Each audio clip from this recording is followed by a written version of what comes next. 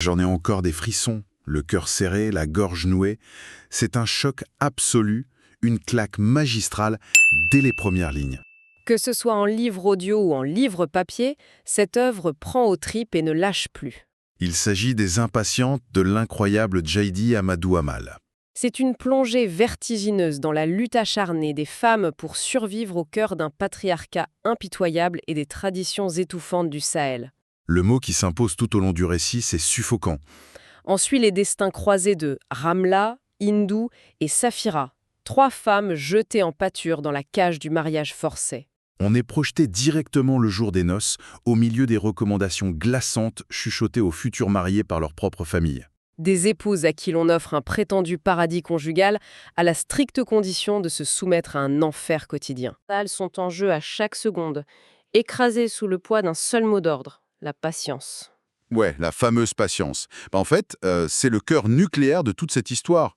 Ce mot, Mounial en peul, c'est le piège ultime. C'est un piège redoutable, et pour vraiment comprendre comment il fonctionne, il faut visualiser le décor. Il faut s'imaginer l'espace physique dans lequel ces femmes évoluent. Les concessions, c'est ça. Voilà. Au Nord Cameroun, les familles riches vivent dans ces concessions, tu vois. Ce sont d'immenses propriétés, entourées de hauts murs. Et à l'intérieur, c'est un microcosme total. T'as les épouses, les coépouses, des dizaines d'enfants, les domestiques. Et tout ce petit monde vit sous le règne absolu d'un seul homme, le patriarche. C'est un huis clos, quoi. Un huis clos écrasant. Il fait chaud, il y a la poussière, l'air manque, et ce mot résonne partout. Munial. Patience. Munial. Mais on est bien d'accord que c'est pas la patience au sens noble du terme, c'est pas attendre que l'orage passe. Bah non, pas du tout. C'est une injonction violente. C'est un ordre de se taire, de tout endurer. On martèle aux petites filles, dès leur plus jeune âge, qu'elles doivent être la terre pour que l'homme soit le ciel. La terre pour que l'homme soit le ciel. C'est terrible comme image. Ça veut dire qu'il faut se laisser piétiner pour qu'il s'élève. Exactement. Et le truc le plus fou dans cette structure, c'est que ce sont les femmes plus âgées qui relaient ça. Les mères, les tantes. Elles chuchotent à l'oreille des mariés de ne jamais se plaindre. Elles deviennent les propres gardiennes de leur prison. C'est un lavage de cerveau intergénérationnel. Et celle qui prend cette réalité de plein fouet en premier, c'est Ramla.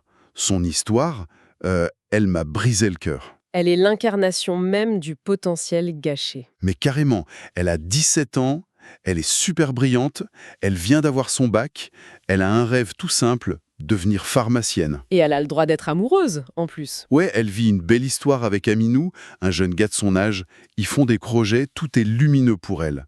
Et du jour au lendemain, bam, le ciel lui tombe sur la tête. Son propre père la convoque et lui annonce qu'elle va épouser Aladji Issa, un homme de 50 ans, extrêmement riche, très puissant dans la ville, et déjà marié, bien sûr. C'est d'une violence inouïe. D'un revers de main, on déchire ses diplômes, on efface l'existence d'Aminou et on la donne à un inconnu qui a l'âge de son père. Et elle essaie de se défendre, Ramla. C'est ça qui est tragique. Elle a l'esprit critique. Elle va même jusqu'à utiliser la religion de sa famille pour se défendre. Elle dit à son père que l'islam exige le consentement de la femme pour le mariage. Elle cherche une faille légale en fait. Elle se bat avec les armes qu'on lui a données. Mais le système est trop vicieux pour ça.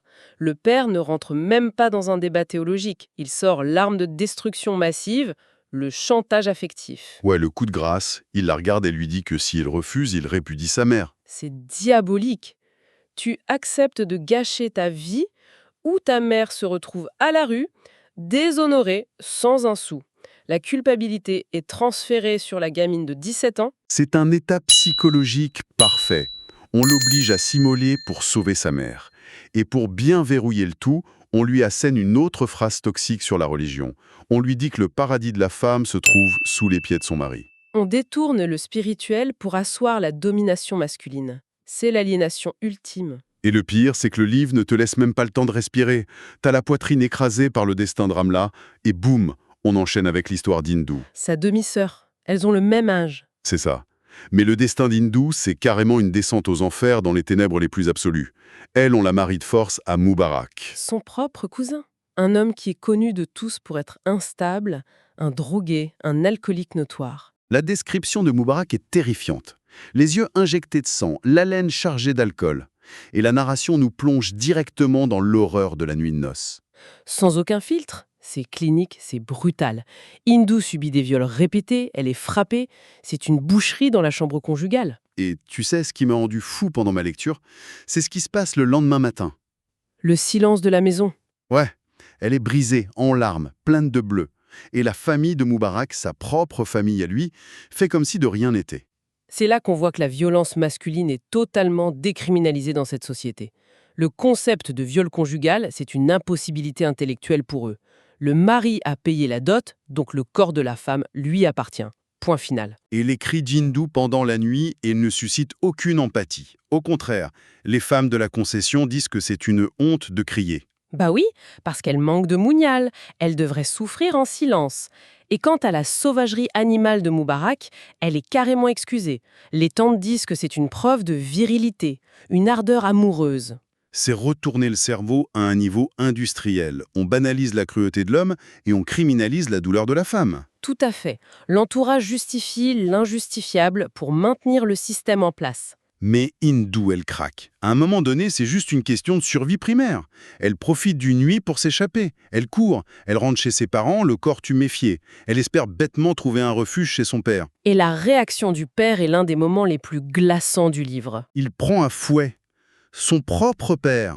Il la frappe devant tout le monde pour avoir osé fuir. Et il la renvoie de force chez le monstre. Et il prononce cette phrase qui résume tout le fléau de cette tradition.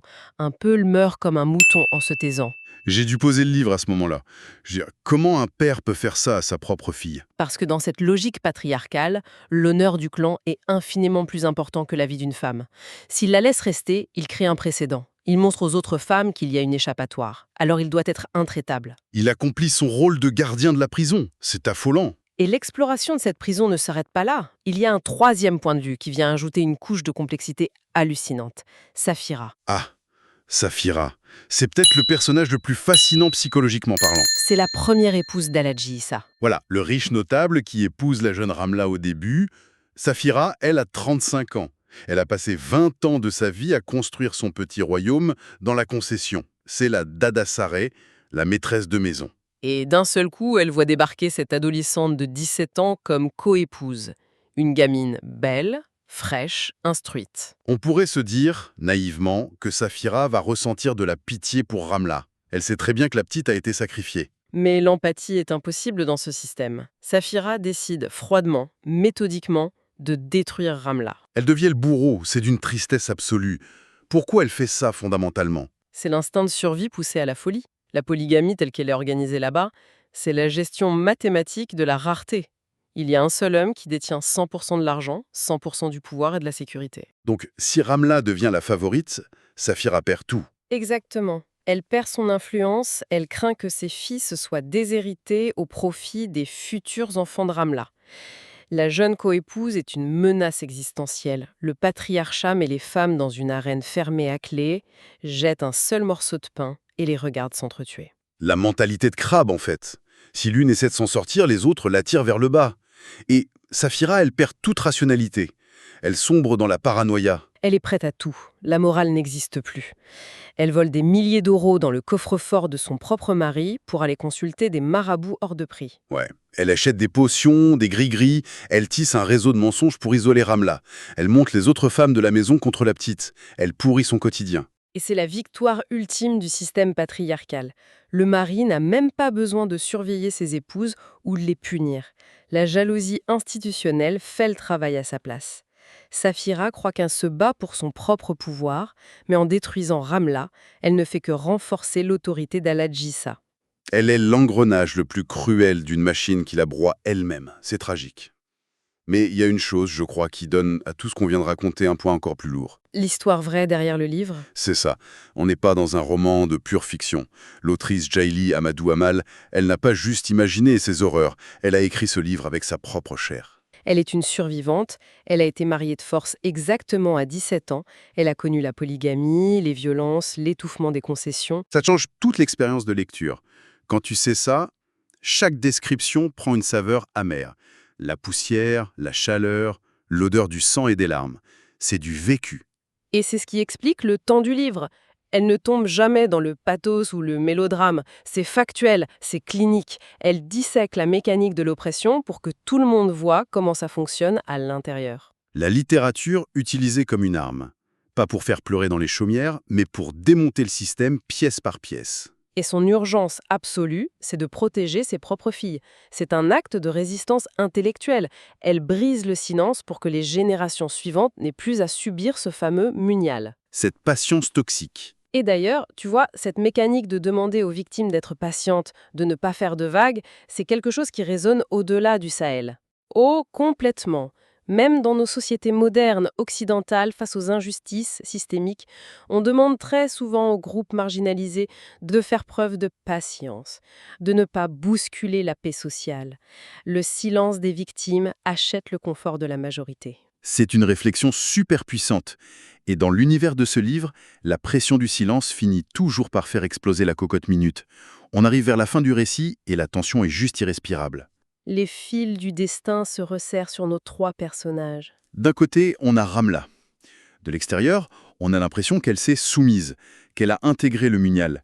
Mais en fait, dans l'ombre, elle prépare méthodiquement sa fuite. Elle suit des cours par correspondance en cachette. Elle entretient la flamme de son intelligence, prête à saisir la moindre micro-faille pour s'enfuir. Et pendant ce temps, l'esprit d'Andou s'effondre totalement. Son corps ne peut plus absorber les coups de Moubarak, alors son cerveau disjoncte. Elle bascule dans la folie pure et dure. Elle erre, elle hallucine. Sa démence devient une bombe à retardement incontrôlable au milieu de la famille. Et au centre de ce chaos absolu, Safira abat sa dernière carte. Elle échafaude un complot machiavélique pour éliminer Ramla définitivement. Une toile de mensonges tellement énorme qu'elle vise à faire accuser la jeune fille de la pire des trahisons possibles. Et le piège fonctionne. Le mari Aladji, Issa, découvre ce qu'il croit être l'impardonnable. Son honneur de patriarche est publiquement entaché. La scène est d'une intensité folle. Cet homme puissant, ivre de rage, qui brandit une arme blanche, prêt à laver son orgueil dans le sang. La tension est à son paroxysme. Le huis clos menace de se transformer en abattoir. Qui parviendra à s'extraire de cette nasse mortelle? Laquelle de ces trois femmes trouvera la force inouïe de renverser l'échiquier? Et laquelle sera définitivement broyée, avalée par l'exigence meurtrière du munial? Ce suspense est insoutenable et c'est exactement pour ça qu'il faut vivre cette histoire soi-même, mot après mot. C'est une traversée émotionnelle qui laisse des traces indélébiles. Un uppercut monumental. Et au final, quand on referme ce récit, une idée provocatrice reste ancrée dans l'esprit. Dans un monde qui a transformé la patience en arme de destruction massive, la plus vitale des rébellions ne serait-elle pas, tout simplement, de devenir férocement impatient? Tiens, justement, ça me fait penser, j'ai une bonne nouvelle pour vous qui nous écoutez. Ce livre est disponible sur Audible et vous pouvez le récupérer gratuitement en cliquant sur le premier lien dans la description. L'idée, c'est vraiment des narrations très immersives. Une narration professionnelle, bien incarnée, ça change absolument tout. La personne ne fait pas que lire, elle interprète, elle donne vie au texte. Ah tiens, super, en plus de la vidéo, il y a un livre audio. Si on veut juste le livre, le lien pour récupérer votre livre audio se trouve dans la description de la vidéo. Si vous avez apprécié le contenu, n'hésitez pas à laisser un petit pouce en l'air et à vous abonner à notre chaîne YouTube pour ne rien manquer des prochaines vidéos. Pour ma part, je vous donne rendez-vous très bientôt pour une prochaine vidéo. En attendant, je vous souhaite une excellente fin de journée ou une agréable soirée et à très vite.